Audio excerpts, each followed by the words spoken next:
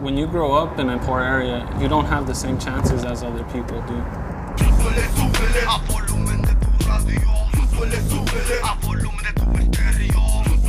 We all grew up in my nana's house. It was my mom and her other 7 siblings and their kids all in like a 5-bedroom house.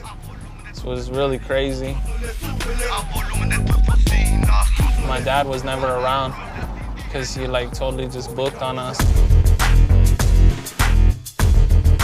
I've pretty much been around everything, drugs, gangs. Where I originally grew up, those people, most of them are locked up or dead. I'm not gonna lie, I've hated education. You know, sometimes I feel like the education system is just so against me that they don't want me here, that they want me to just drop out.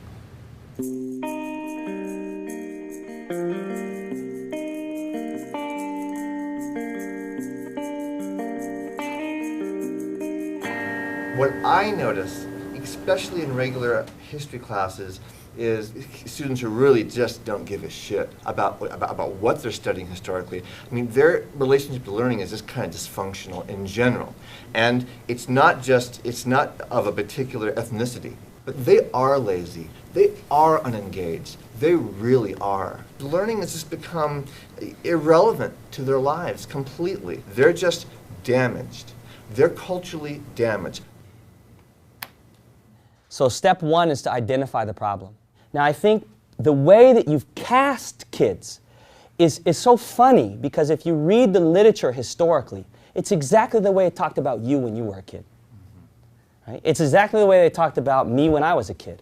Right? We were apathetic, we were disengaged. The same narrative about the deficiency of our children has run the history of public schooling in the United States. Right? And we just changed the way we explain our inability to engage kids.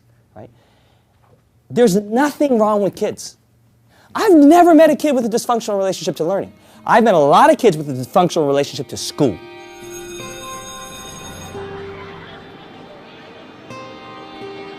Approximately 50% of Hispanics drop out of school year after year, and the numbers are not improving, they're getting worse. We continue to perpetuate an educational experience that has been inadequate, at best, for the majority of Latino children. Without that diploma, you're walking on this world with limited opportunity, limited chances. You are the one that's going to be out there being exploited for $8 an hour.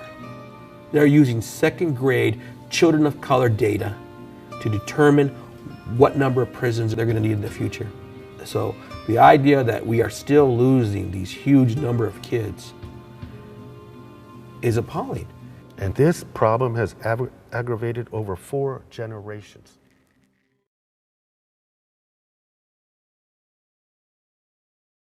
They show us how they teach us. It's really different from regular classes. It means knowing where you came from, who you are inside. It really got to my emotions too.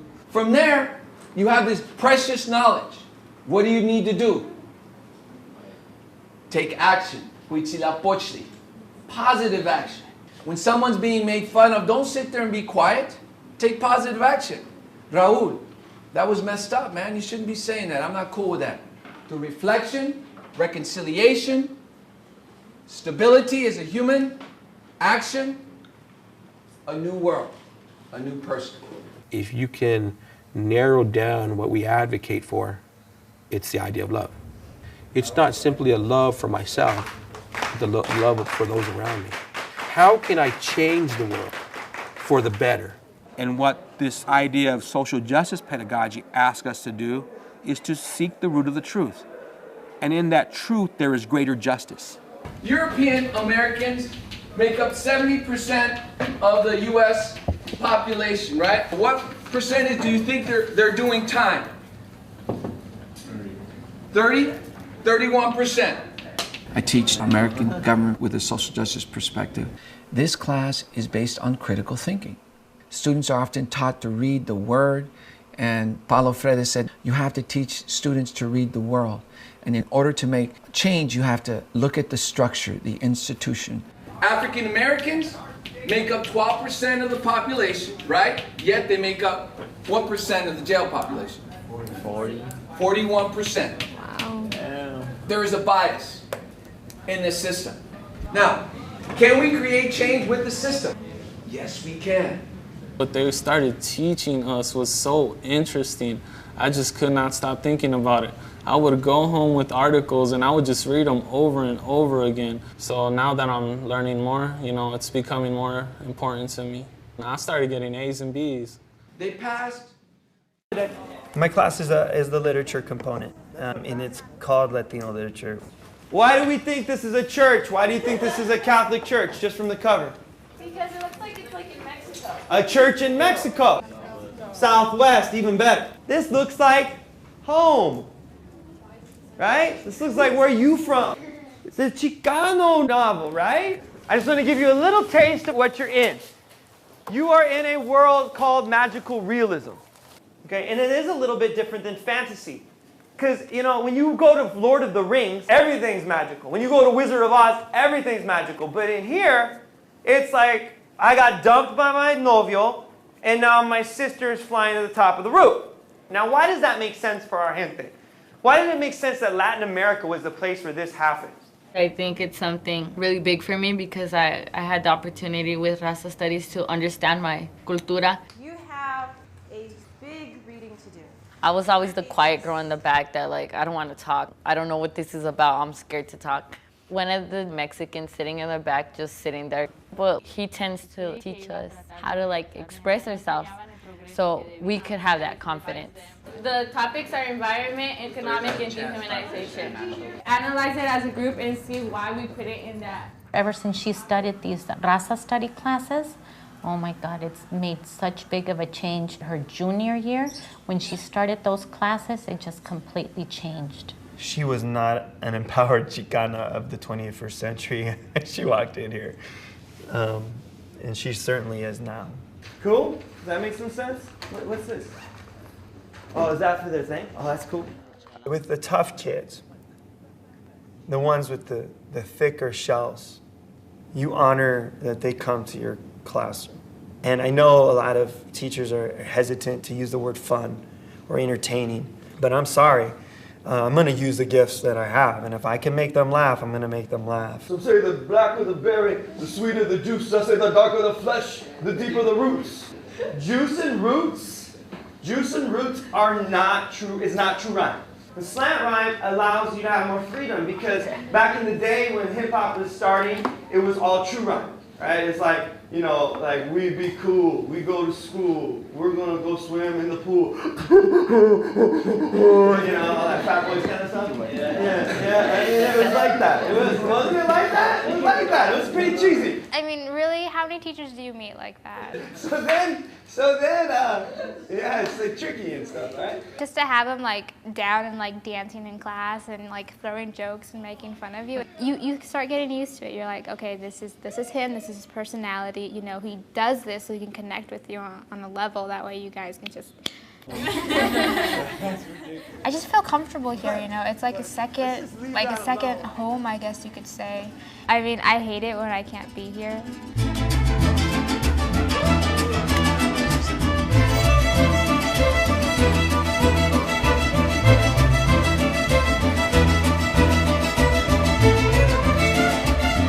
I fell in love with the classes because we learned so much. In every other class, I mean, you're just thinking about, oh, let's get this work done. By the book, by the book, by the book, by the book. But in this class, like, there's meaning to that work. Let's get to work. Roll up your sleeves, and it's time to work. They expect more from you. They challenge us more. They challenge me more. I've never pulled an all-nighter for any other class. Because now I'm writing about something that I actually care about. I get to choose the subject I want to write about. Who should have a say? We should! You should have a say, absolutely. Look, say it loud, exactly. Exactly. It's something I need to do for my gente and my ancestors and me.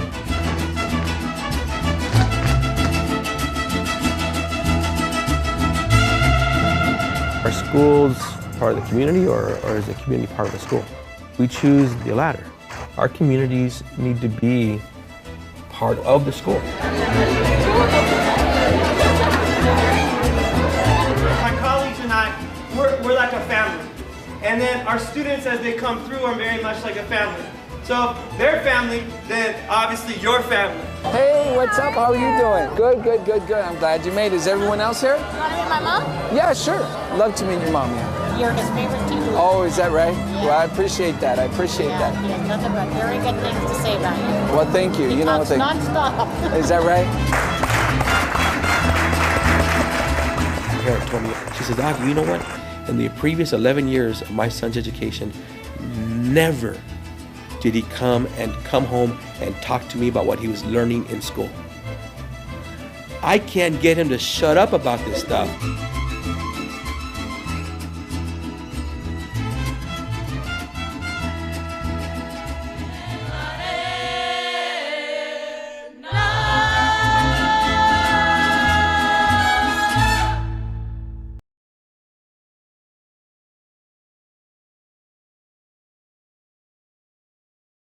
Younger sisters. I want them to have these classes. We've been at the 1010. We've been running to Phoenix. We've been protesting, walking. And it's something that Arizona is becoming just a racist state, period. I take it as a no. You don't want to leave? Whose state? Our state! Whose state? Our state! Whose state? Our state! Whose classes? Our classes! Whose classes? Our classes! Whose classes? Our classes! Have you actually been in one of these classes? It's my view that if I were to come into the class, that it would affect what was taught there, and I would not get a true picture. And then if I was asked what went on in the class, I'd have to say, well, it was just this benign class. You would get a dog and pony show. I would not get what they would see every day. I'd have to do a drop-in unannounced. And then still, they could change their pedagogy that quickly and the methodology. I think this picture depicts what these kids are learning. Thank you all for coming. I have a state police representative here. He is representative. Okay? This isn't about police. Yeah. I understand. Your issues with Tom Horn, he's gone, he left. Kids wanted to speak to him. But what Where's purpose the are you justice? What purpose is it here, sitting here, just sitting here? In Up this to this state point, of Arizona, sir, we have been trying to be reasonable with Tom Horn. We've asked for him to come into our classes and talk to us, and he was in this office invited, and still would not speak to the students. So we have no other option here. Education's not a crime. Education's not a crime. Education's not a crime. Education's not a crime. Education's not a crime. Education's not a crime. Education's not a crime. Education's not a crime. Education's not a crime. Education's not a crime. Education's not a crime. Education's not a crime. Education's not a crime. So we were there to make a stand that we do not support that bill. That is a racist bill against some ethnic studies classes. 4 underage high school students and 11 adults arrested in all. Again, 15 people arrested in total, 4 juveniles, 11 adults. They were cited as well, and they have a court date coming up on June 7th. Meanwhile, they all tell me they say it was worth it to make this strong statement. We need to be heard. We have a message. We have a purpose here. We have an objective, and we're going to do what we need to do in the struggle to achieve that.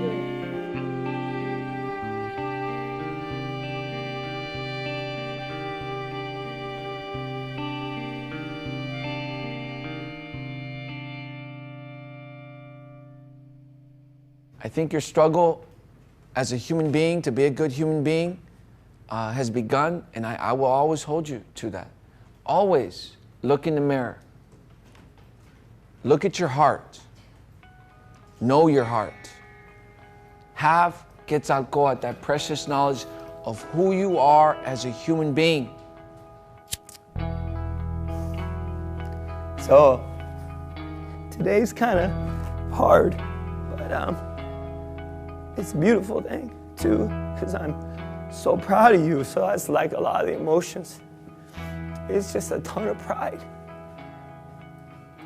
To this day, we have to endure hateful comments. I've been attacked and hated, and as well as you. And you were the ones that made it all worth it.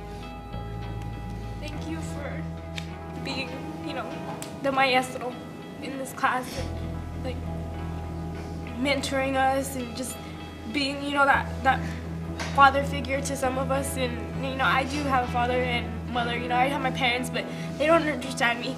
like the way you do or any of these people do. For someone that's felt so out of place for the majority of their life, it feels good to have a home.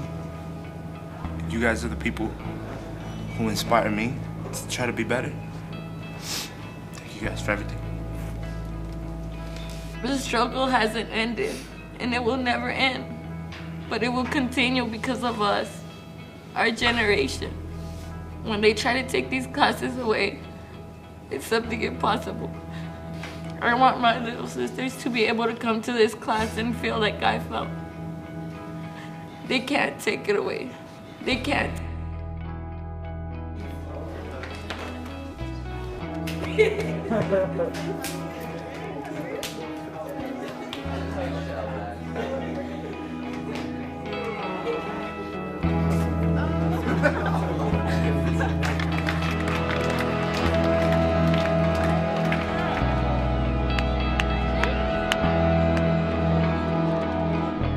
There were profound inequalities in our country based on race and gender. These issues still exist today, although together we've made great strides. Priscilla Rodriguez. Gilbert Esparza.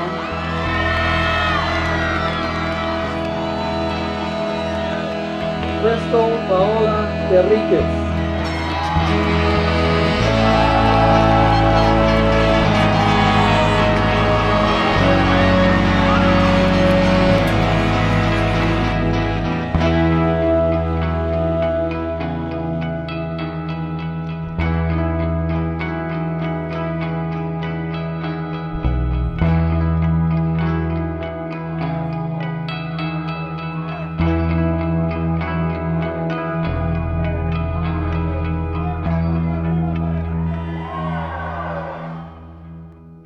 We all got hearts that beat. We all got, minds that think. And people don't treat each other like we're humans. They treat others like they're animals, like they shouldn't be a part of this society. But, we create a society, a dystopia where we oppress each other and we don't really appreciate one another. But, we're all human. I mean, what's the big deal? Whether it be our color, I just believe in one race, the human race.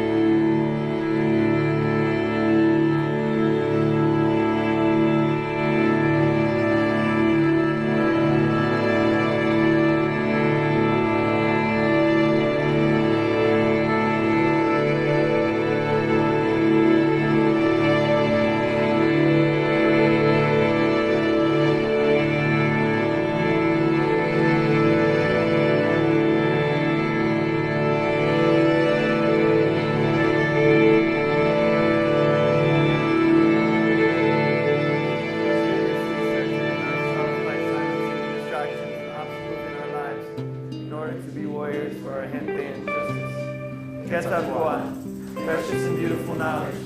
Gaining perspective on events and experiences our ancestors endured allows us to become more fully realized human beings. We must listen to each other and others with humility and love in order to hear the indigenous wisdom in our hearts. Priscilla Bush, the will to act. As a former consciousness, we must be willing to act with a revolutionary spirit that is positive, progressive,